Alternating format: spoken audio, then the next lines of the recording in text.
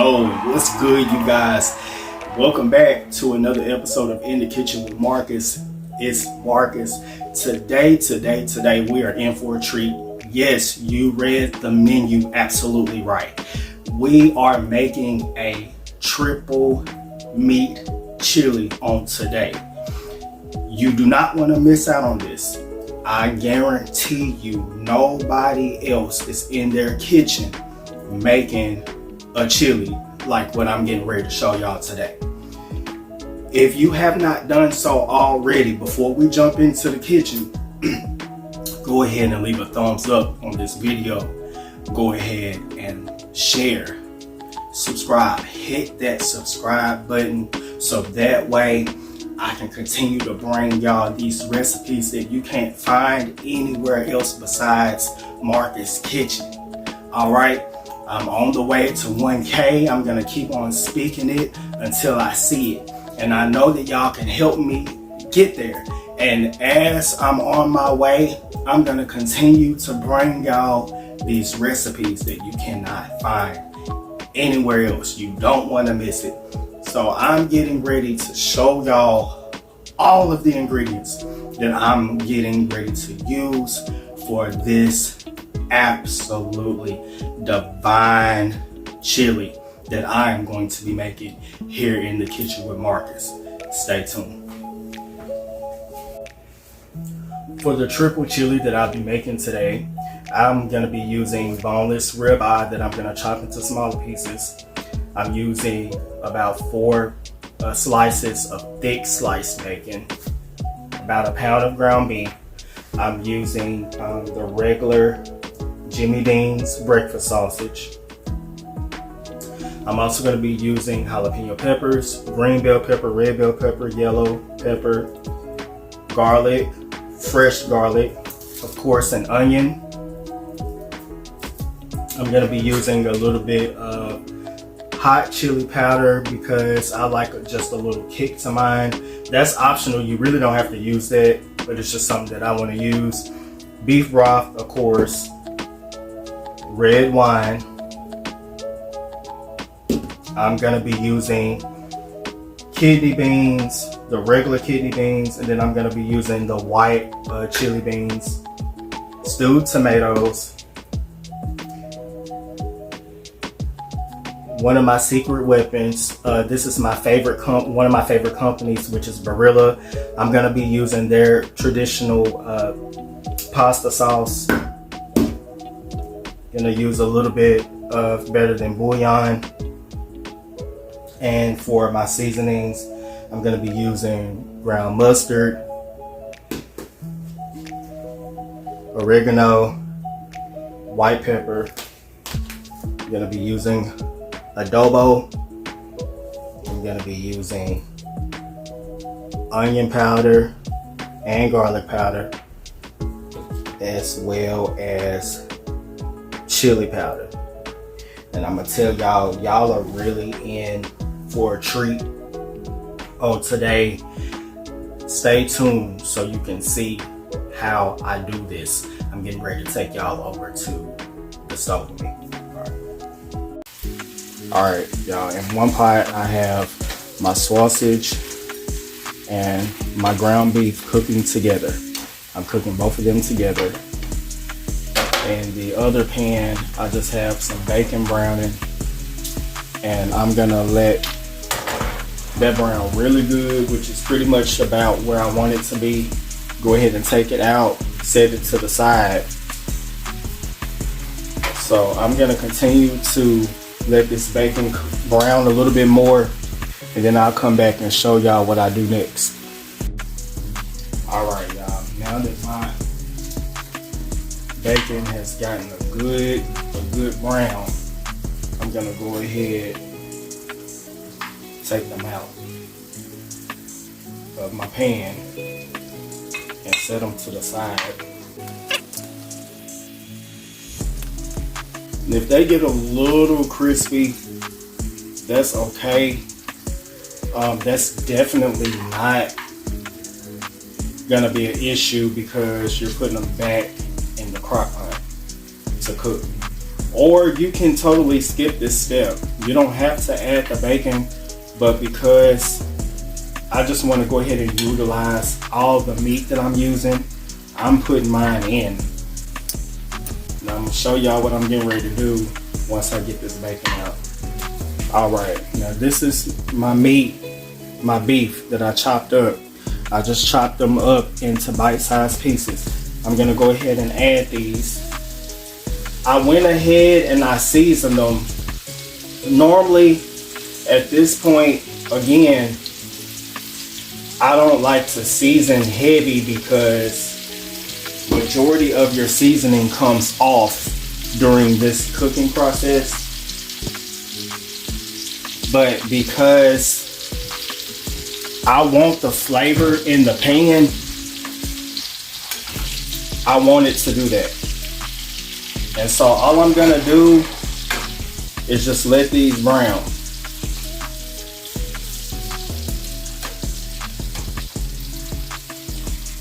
I'm gonna let these get good and brown. Alright, went ahead and got me a fork so I can get this meat really, really good and broken down. I don't really like the big chunks in mine. And if you do, that's okay. It's nothing wrong with that. So here, you know, I try to get mine broken all the way down, as small as I can get it, and trust me, I never have any complaints. Here in Marcus Kitchen, I never have any complaints when I break my meat down really fine like this. And so what I'm gonna do next to this meat is I'm gonna let it drain. I'm gonna let it drain over a bowl so it can catch the grease at the bottom of the bowl. Then I'm gonna rinse it with hot water. I'm gonna rinse over my meat with hot water so that it can drain the rest of the grease off. This is another reason why I don't really season my hamburger meat or whatever meat that I'm using. I don't really season it unless I'm gonna use it for my vegetables, unless I'm gonna use like the grease for my vegetables, which is of course my beef over here. So since I didn't really use that for flavor, I'm gonna show y'all when I season it. So I'm gonna go ahead and let this drain, and then this is pretty much how you're wanting these to look. You want these to get brown, a really, really good brown color. Alright, so they're pretty much just about where I want them to be at. So I'm gonna go ahead, transfer these out of the grease. I'm not gonna drain the grease out of this pan. I'm gonna transfer these straight from the grease over to the crock pot. I already have my crock pot heating up. So what I'm gonna do next is finish this process, and I'll show y'all what I'm gonna do next. Y'all stay tuned. So y'all, all I did was I chopped up all of my vegetables. You know, the green pepper, red pepper, yellow pepper, onion, garlic, jalapenos, and I put it in this pan where with the bacon oil. And what's gonna happen is that's gonna get on my vegetables. Now, I know some of y'all are probably wondering, well, why didn't you use the other pan? I didn't use the other pan because although it's bigger, that's not the pan that I cook, you know, the bacon and the beef in. So all the flavor is in this pan. Okay, so that's why I went ahead.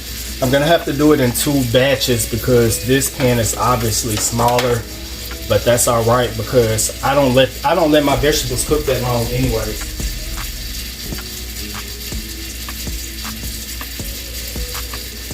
So what I'm gonna do right now is just go ahead and just hit it with some of the flavors that was already used: onion powder, garlic powder, I'm gonna use a little bit of adobo to it.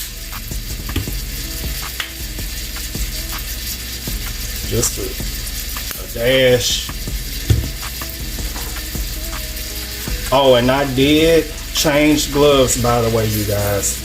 I did change gloves and I did wash my utensils before I started using them again. So what you want to do is just get in there and get that seasoning good and incorporate it in there.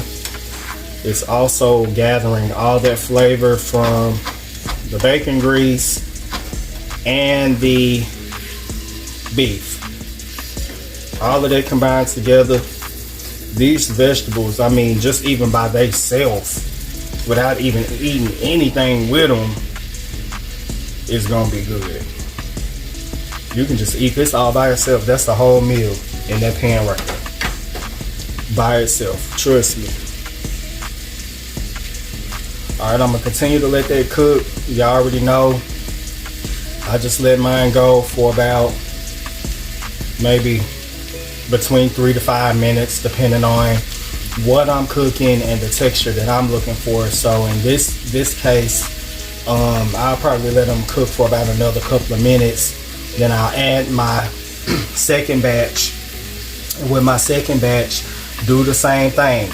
All I'm gonna do is just get the first batch out of the oil. It's still gonna be oil left in the pan. And that's how I'm gonna cook the second batch of my vegetables. And then I'll be back to show y'all the rest of the process. Stay tuned. All right, y'all. Before I add any of my vegetables or anything in here, this is what it's looking like. So I'm starting to layer it. That's just a little bit of water. Like I told y'all, I put a spoonful of the beef bouillon in here. We're better than beef bouillon in here. And then I'll show y'all what I'm gonna do next. Literally, it's not that much water in here at all. Alright, y'all, I'm back. Getting ready to just add the last of my vegetables. I've already added my ground beef, my sausage, and my beef. At this point, you can even go ahead and add in your bacon if you're using that. I drained some of the juice off of my beans, but not that much.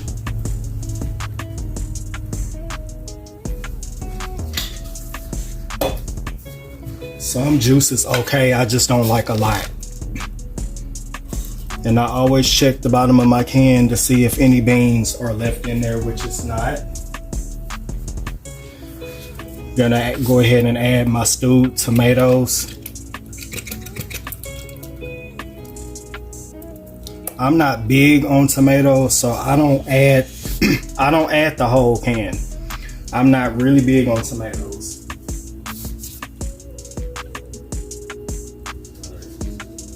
So what I'm gonna go ahead and do is add my seasonings. Again, this is the garlic powder, onion powder. We have the ground mustard. I have white pepper, oregano, a little bit of smoked paprika, chili powder. Now, I'm gonna tell you something. With this combination right here, oh, and I forgot to mention oregano. Y'all, with this combination right here, you do not have to get the chili packets. You do not have to purchase the chili packets such as these and all of that other good stuff. This is the basic way of how to make your homemade chili seasoning. For those who's out there watching this that didn't really know this, the basic way It's with the seasonings that I just showed you. The only thing that I don't have that I would normally use in my homemade chili seasoning is cumin. I don't have the ground cumin. So I'm gonna go ahead, I'm gonna stir that in there real good, you all. See how that's already coming together. Already looking good. So you just want to stir and get your seasonings in there real good. Real good. And what I'm doing is I'm building.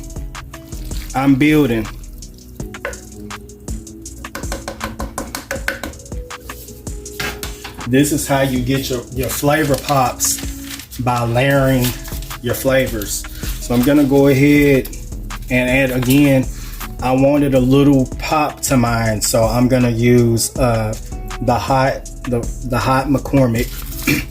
I hope y'all are able to see that. And I'm not gonna use the whole packet. I don't even need it. I don't even need the whole packet. It's just because I wanted just a little extra oomph to mine.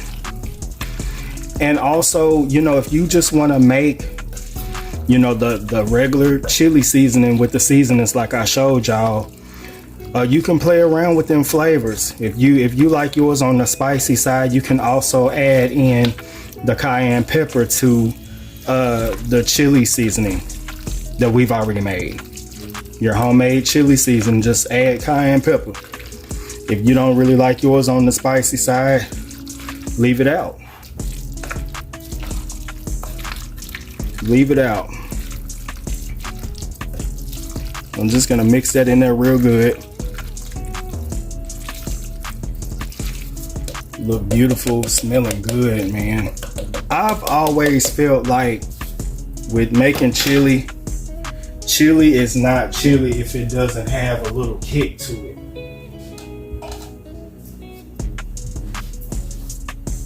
Now I'm gonna go ahead and just add a little bit of my sauce. Literally, y'all, not that much. About that much of my sauce is all I'm gonna add. That's it. I'm gonna get the little bit that's kind of dripping around the sides a little bit. That's all I'm gonna do to that. Go ahead and mix.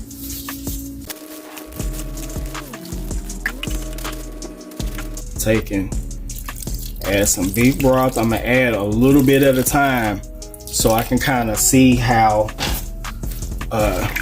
it's looking. Do not put a whole bunch of the chicken broth in there unless you want yours real soupy. I don't like my chili on the really soupy side. I like a little bit of juice, but not that much. All right.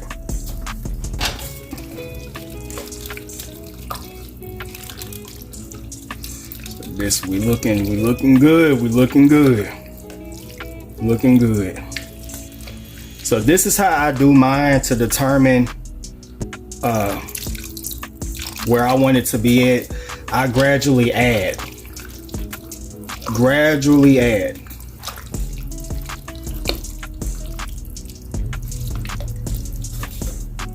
I'm gonna keep going. It can use just a little bit more.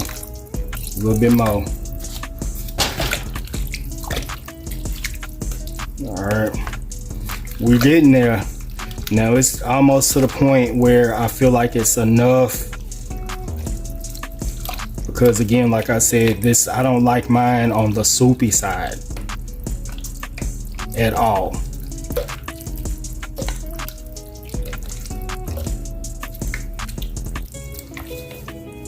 Of course, it's chili, so you want a little, you know. And then some people might not even want this much, and I get it. I make more than one chili. I make 3 different chilies, and this is the one that I'm gonna show y'all today. And I'm telling you, if y'all make this chili exactly the way that I'm showing y'all, step by step. Woo-wee. I promise you, nobody is making their chili like Marcus is. Nobody. I'm gonna go ahead and hit it with this this red wine vinaigrette. Go ahead, hit that in there like that.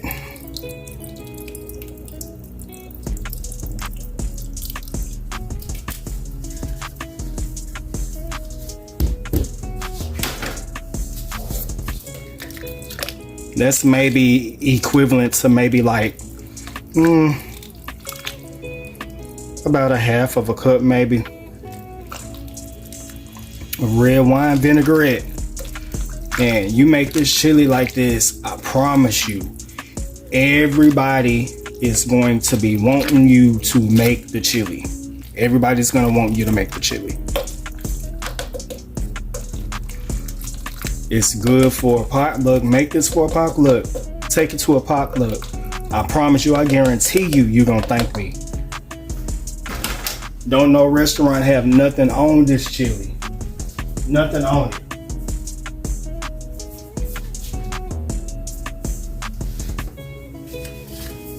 Gonna go ahead and just hit it a little bit more with my seasonings.